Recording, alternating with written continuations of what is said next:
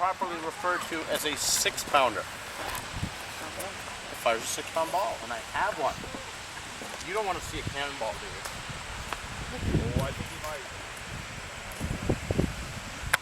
Both hands. Both hands. Whoa! Pretty heavy, right? Now that is a 6-pounder. That is a 6-pound ball, and that is solid shot.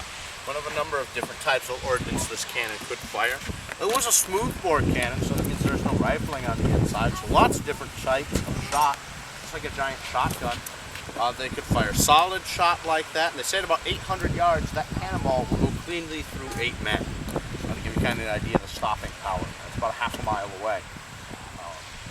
Other types of shot would be like canister, like a tin canister filled with marble-sized lead balls. It kind of bursts in the air, shreds itself, and so you've got all those lead balls and little bits of tin flying through the air, just like a giant shotgun. Very effective against infantry. Now, ordinarily, this cannon would have a full crew of about 15 on the battlefield. Michigan state budget being what it is, that crew 15, we're down to just Jim. It's okay, he's pretty good. He's going to be on a Matros. The Matros was the lowest paid man on the crew. He also has the lowest life expectancy of anyone. He does always work at the dangerous end. So his first step, down the dangerous end is a muzzle loading cannon, just like a musket.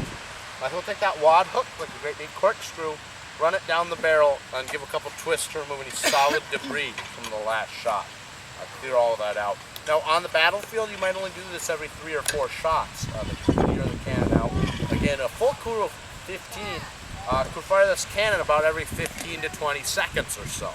A pretty fast loading time. A different man doing every single job that you see Jim here doing. So the next step is the most important. He runs a swab soaked in water down the barrel to extinguish any sparks or embers left over from the last shot.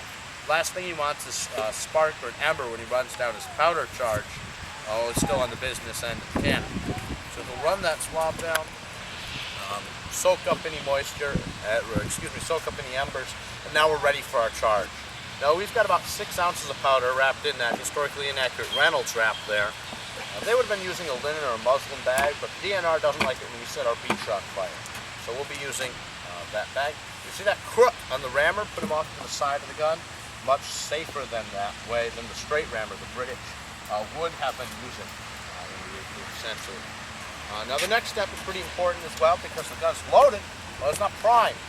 To actually prime the cannon, they'll take a pick like a long brass nail, run it down the touch hole, and poke a hole in the powder magazine and set a fuse with some loose powder. To actually light the gun, this is called the linstock. It allows the gunner to fire safely from the side of the cannon. With a full charge and cannonball, this cannon will recoil like 10 feet backwards, jump into the air 18 inches. You don't want to be in its way. Those wheels will give you flat feet in a hurry. Now in the jaws of the linstock, we've got a piece of slow match. Slow match is cotton cord soaked in potassium nitrate. It burns very, very slowly. It flies. But we have to light it. And we don't have any Bic lighters, no stick matches. So what are we going to use here in the 18th century to light this match? Flint and steel. A piece of char cloth. Char cloth, a cotton cloth soaked in potassium nitrate. Or char cloth rather, is baked cotton cloth. And it'll catch and hold a spark, and you blow that over to that potassium nitrate soaked cord. Jim is very proficient at this. So proficient he's earned himself a nickname out here. Any idea what we call Jim with the flint and steel? He knows now. Well, those are both good ones. We like to call him Mr. Zippo. Uh-oh.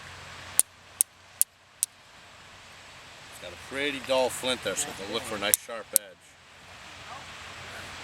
Ah, he's got it. Boy, lucky.